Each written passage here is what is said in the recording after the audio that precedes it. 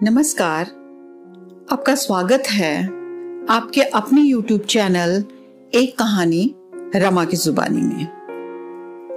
जैसा कि आप जानते हैं, मैं इस चैनल के माध्यम से हर सप्ताह एक कहानी या कविता के साथ आती हूं और आपके लिए नई नई कहानियां और कविताएं इस चैनल के माध्यम से सुनाती हूं।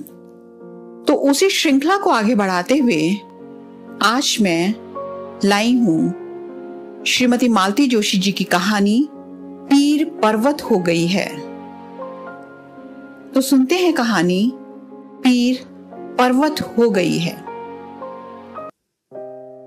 रजत सुबह सवेरे ही उठ बैठा था और मम्मी को झिंझोड़ रहा था। मम्मी उठो ना प्लीज, 6 बज रहे हैं। क्यों सुबह सुबह उसे तंग कर रहा है? नानी ने झिड़की दी। थोड़ा सा और सो लेने दे, हफ्ते में एक ही दिन तो मिलता है, रोज तो तड़के उठना ही पड़ता है। पर आज पापा आएंगे ना, 8 बजे तक तो मुझे तैयार हो जाना है। Mummy please. पर अब मम्मी को ज्यादा मनाना नहीं पड़ा। पापा का नाम सुनते ही निर्मल तड़ से उठ बैठी। अलसाई आंखों से उसने कैलेंडर की ओर देखा। आज महीने का दूसरा रविवार है।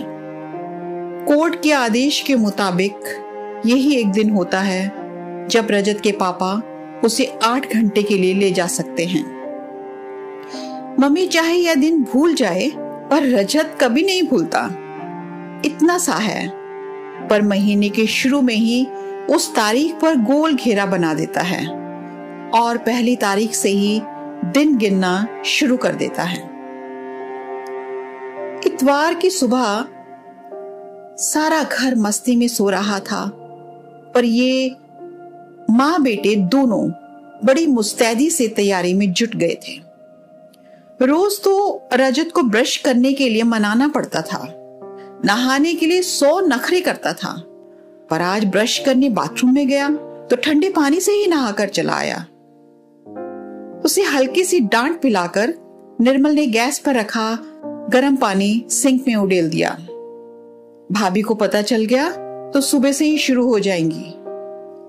बेटी के आगे 2 सैंडविचेस और बॉर्नविटा का गिलास रखते हुए उसने धीरे से कहा, चुपचाप पीकर कमरे में आ जाना, तब तक मैं कपड़े प्रेस कर रही हूं। आवाज बिल्कुल नहीं करना, समझे? बच्चे को समझाकर वे खुद भी दबे पांव कमरे में चली आई। रजत के लिए उसने वही ड्रेस निकाली जो प्रदीप पिछली बार लाए थे। रजत ने देखा तो खुश हो गया। उसे तैयार करते हुए वे हमेशा की तरह ढेर सी हिदायतें देती रही। वह हाँ हूं करता सुनता रहा। उसका सारा ध्यान घड़ी पर केंद्रित था। एकाएक वे पूछ बैठा, मम्मी ये मरदूत का मतलब क्या होता है? मरदूत? इसका मतलब जानकर तुम क्या करोगे? अब पिछली बार पापा आए थे ना, तो छोटे मामा कह रहे थे, खबरदार उस मरदूत को कोई चाय नहीं पिलाएगा। निर्मल ने तड़प कर अम्मा की ओर देखा। वे खिसियाकर बोली, अरे उस दिन वह छोटा जरा सनक गया था। मैंने कहा भी कि आखिर तो वह इस घर का दामाद है, हमने उसके पैर पूजे हैं, क्या एक कप चाय पिलाना गुनाह हो गया? तो बोला, उधर कोर्ट में केस लड़ा जा रहा है, यहाँ घर में खातिरदारी हो रही है। ये दोनों बातें एक साथ नहीं चलेंगी। रजत के जूतों पर पॉलिश करते उसके हाथ रुक गए। आखिर ये लोग समझते क्यों नहीं? ये सारा तमाशा बच्चे के सामने क्यों करते हैं? उसके नन्हे से मन में ये बातें जमकर बैठ जाती हैं तो आसानी से निकलती नहीं हैं। इस मरदूत वाली बात को ही ले लो, महीने भर तक उस पर सोचता रहा होगा। आज आखिर पूछ ही लिया। एक दिन और पूछ रहा था, मम्मी मैं क्या बला हूं? छोटी मामी कल कह रही थी, पता नहीं इस बला से कब छुटकारा मिलेगा। कितनी बार उसका मन होता कि इन लोगों से कहे कि जो कुछ जली कटी सुनानी हो मुझे सुना लो, पर बच्चे को तो बख्श दो। उसका बचपन क्यों तबाह कर रहे हैं। 8 बजे रजत एकदम तैयार था। उसे लेकर कमरे से बाहर निकली तो छोटी भाभी से टकरा गई। हाय हैंडसम, सुबह सुबह बन ठन कर कहां चल दिए? अरे आज उनके पिताश्री का दिन है ना, बड़ी भाभी ने याद दिलाया। अरे वाह, फिर तो मजे हैं भाई, खूब खातिरदारी होगी। बेचारे प्रदीप जी महीने की कसर एक ही दिन में निकाल लेते हैं। अरे महीने में एक दिन 150 फेंक भी दिए तो कौन सा गजब हो गया। 300 दिन झेलना पड़े तो पता चले, बड़ी भाभी बोली। निर्मल का मन हुआ कि दोनों को करारा सा जवाब दे, पर वह बच्चे के सामने कोई तमाशा नहीं करना चाहती थी। होंठों तक आई हुई सारी कड़वाहट को पीकर बच्चे को लगभग घसीटते हुए बालकनी में ले गई। दोनों भाभियों पर इतना गुस्सा आ रहा था, यूं तो दोनों में 36 का आंकड़ा रहता है, पर निर्मल का जी जलाना हो तो दोनों एक हो जाती हैं। उनका वश चले तो निर्मल को यहाँ एक दिन भी न रहने दे, पर घर माँ के नाम है और माँ अभी जीवित है, इसलिए कोई वश नहीं चलता। मन जरा सुस्थिर हुआ तो उसने रजत के सिर पर प्यार से हाथ फेरते हुए कहा, देखो बेटे, जैसे ही पापा का स्कूटर नजर आए तुम दौड़ कर नीचे चले जाना। बेकार से बेचारे इतनी सीढ़ियां चढ़कर ऊपर जाएंगे। यहाँ घड़ी भर बैठना होता तो भी एक बात थी, पर अभी तो मामा लोग सो रहे हैं ना, उनसे कौन बात करेगा।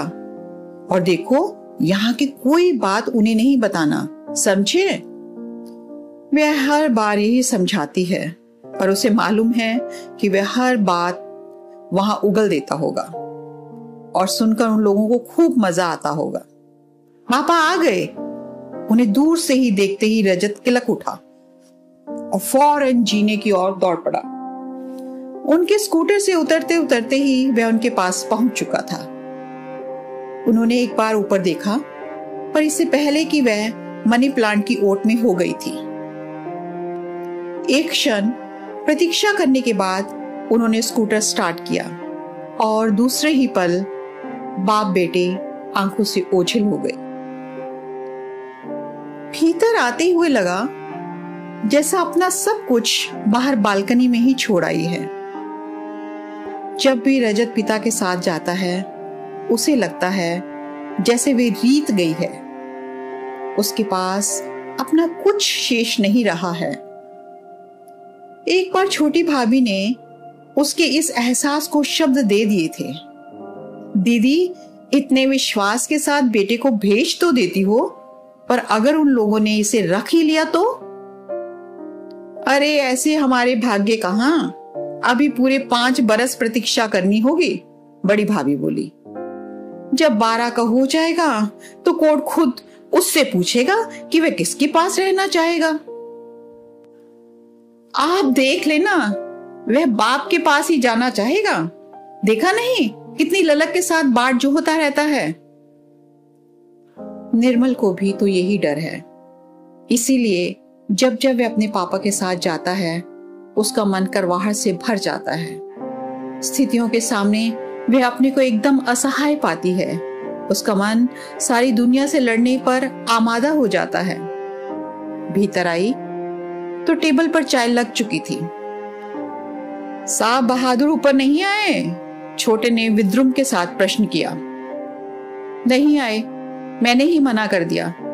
सोचा एक कप चाय क्यों फालतू खर्च की जाए, उतनी बचत ही सही। अरे वाह, तुम्हें इस घर के खर्च और बचत की चिंता कब से होने लगी?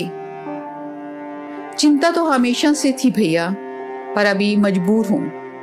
मेरा समय आने दो, पाई पाई चुका दूंगी।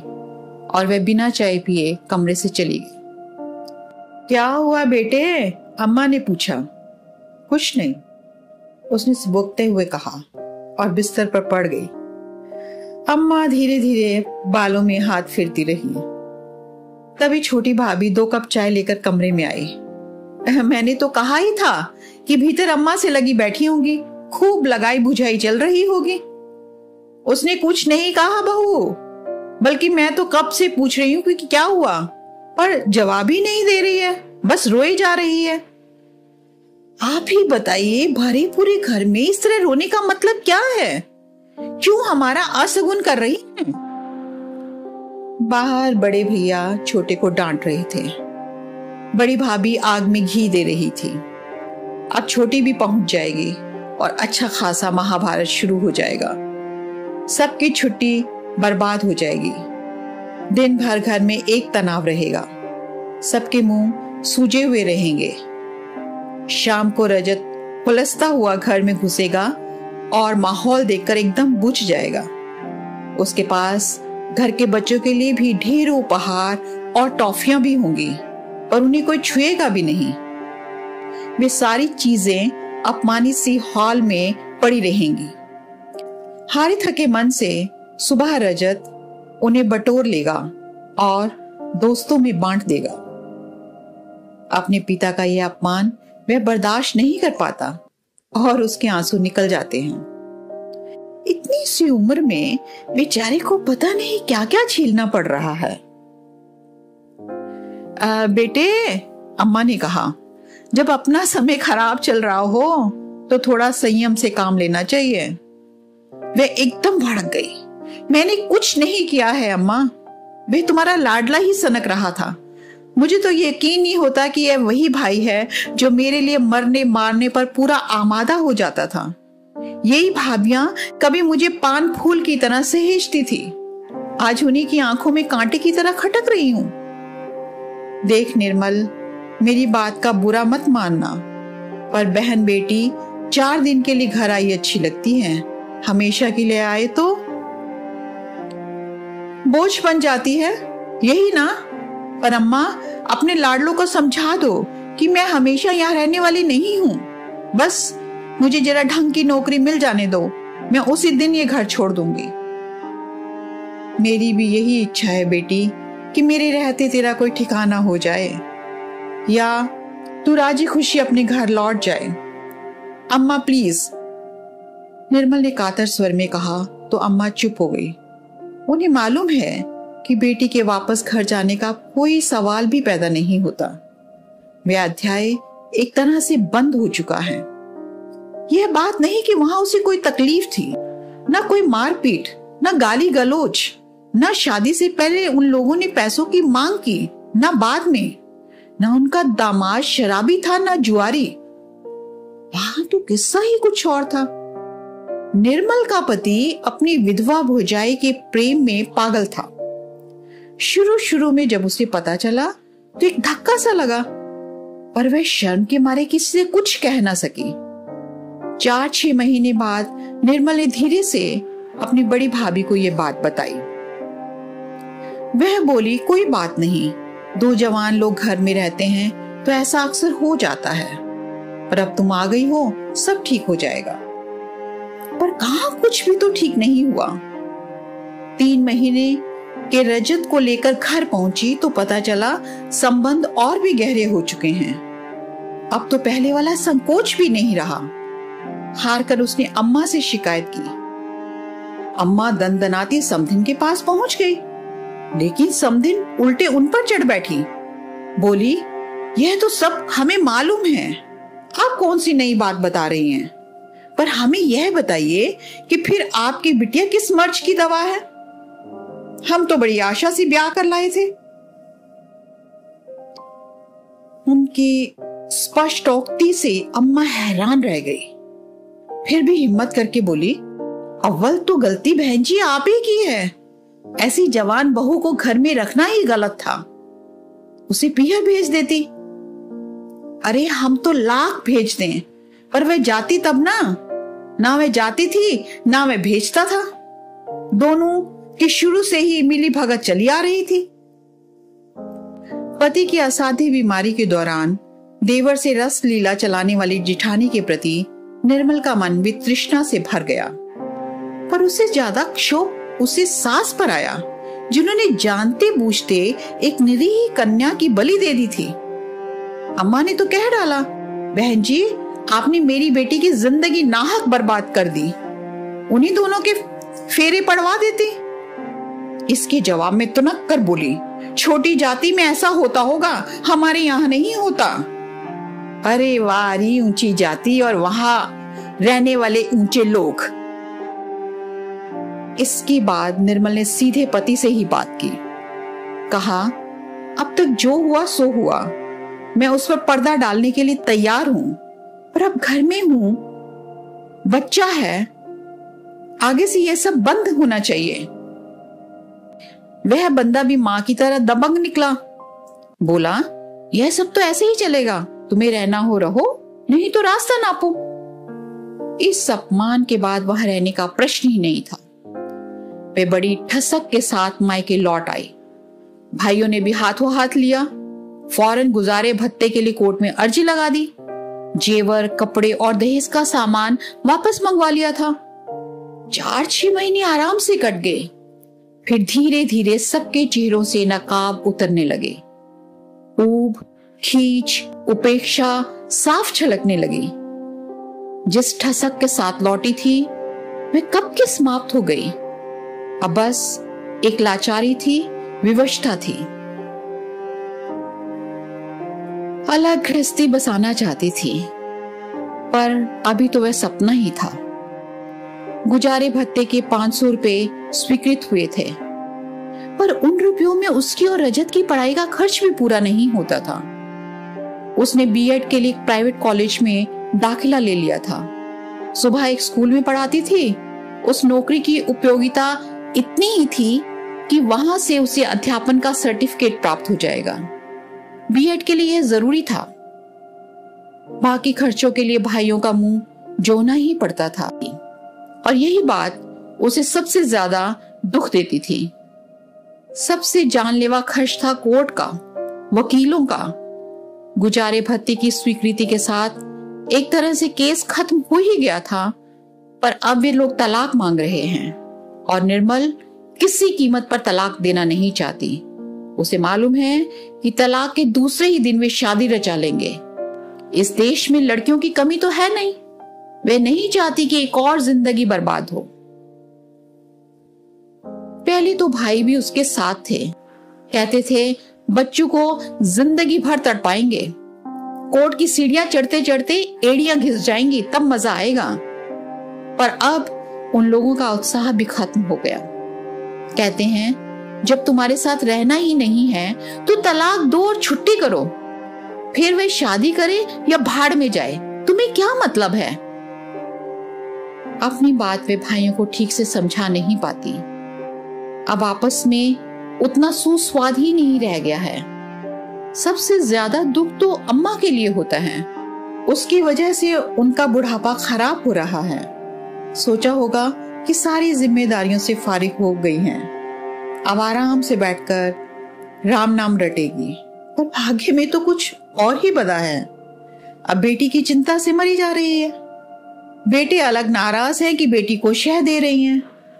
बहुएं कोसती हैं कि हरदम नवासे का पक्ष लेती हैं और घर के बच्चों को डांट पड़वाती हैं। हाँ, रजत घर का बच्चा नहीं है। किसी जमाने में वह इस घर का खिलौना था, सबकी आंखों का तारा था। पर अब समय बदल गया है। अब तो एकदम अलग थलग पड़ गया है। निर्मल को अब डर सताने लगा है कि स्नेहहीन, क्लेश, कलह वाले वातावरण में उसका स्वस्थ मानसिक विकास कैसे होगा। या तो वह बेशर्म और उद्दंड हो जाएगा, या फिर एकदम घुन्ना और कुंठित बन जाएगा, और बच्चों की तरह सहज सरल तो वह रहेगा ही नहीं। अपने स्वाभिमान की उसे क्या इतनी बड़ी कीमत चुकानी पड़ेगी। शाम को 6 बजे मैं सोसाइटी के गेट के बाहर ही जाकर खड़ी हो गई थी। ठीक समय पर स्कूटर की परिचित आवाज सुनाई दी। उसे देखकर वे लोग भी बाहर ही रुक गए। इस तरह के स्वागत की तो उन्हें आशा ही नहीं थी। रजत हमेशा की तरह चीजों से लदा फदा था।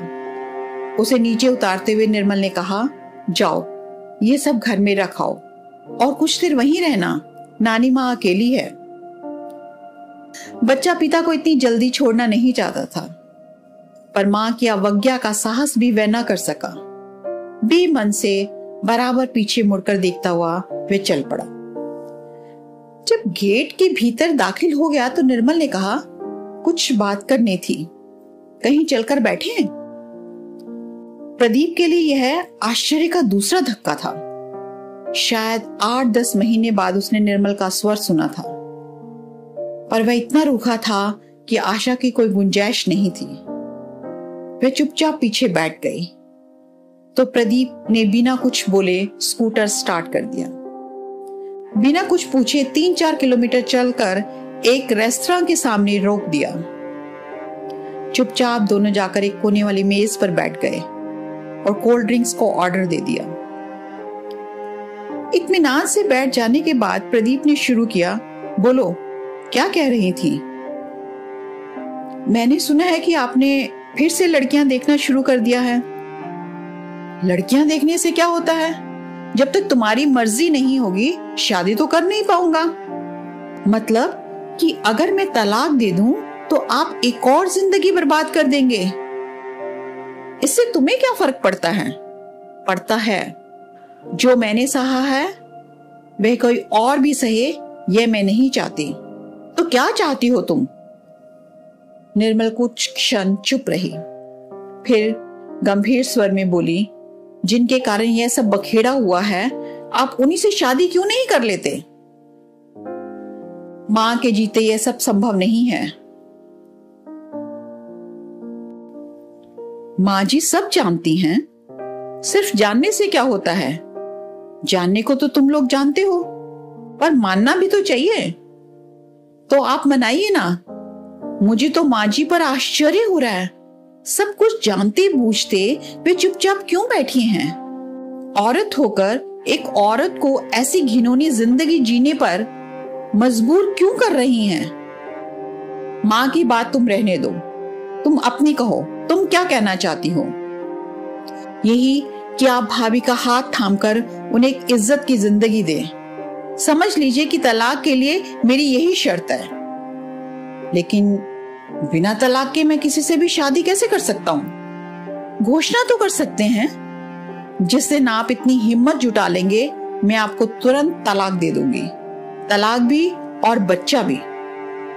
बच्चा भी? हाँ। वह उस समय उम्र के बड़े नाजुक दौर से गुजर रहा है। उसे इस समय एक सुरक्षित छत की जरूरत है। सुरक्षित छत, अच्छी परवरिश और माँ बाप का प्यार। मुझे विश्वास है कि आप लोग उसे वह सब दे सकेंगे। और तुम? मेरी चिंता करने की जरूरत नहीं। मेरा बीएड पूरा हुआ जाता है। अगले सत्र में मुझे कहीं ना कहीं नौकरी मिल ही जाएगी। रजत की पढ़ाई की समस्या नहीं रहेगी तो मैं देहात में भी रह लूंगी। तो यह मेरा प्रस्ताव है। ठंडे दिमाग से इस पर सोचकर मुझे जवाब दीजिएगा। अपनी बात समाप्त कर वह उठ खड़ी हुई और बिना किसी प्रतिक्रिया की प्रतीक्षा किए रेस्टोरेंट के बाहर निकल गई। कोका कोला की बोतल हाथ में थामे प्रदीप उसे देखता रह गया। ये थी कहानी। उम्मीद है आपको पसंद आई होगी। अगर पसंद आई हो तो कमेंट सेक्शन में लिखकर अवश्य बताएं और लाइक बटन दबाना भी ना भूलें। चैनल को ज्यादा से ज्यादा सब्सक्राइब करें ताकि हम हिंदी साहित्य से कहानी और कविताओं के अमूल्य खजाने आपके लिए ला सकें। तो मिलते हैं अगले सप्ताह एक नई कहानी या कविता के साथ। तब तक के लिए दीजिए इजाजत और अपना रखिए ढेर सारा ख्याल।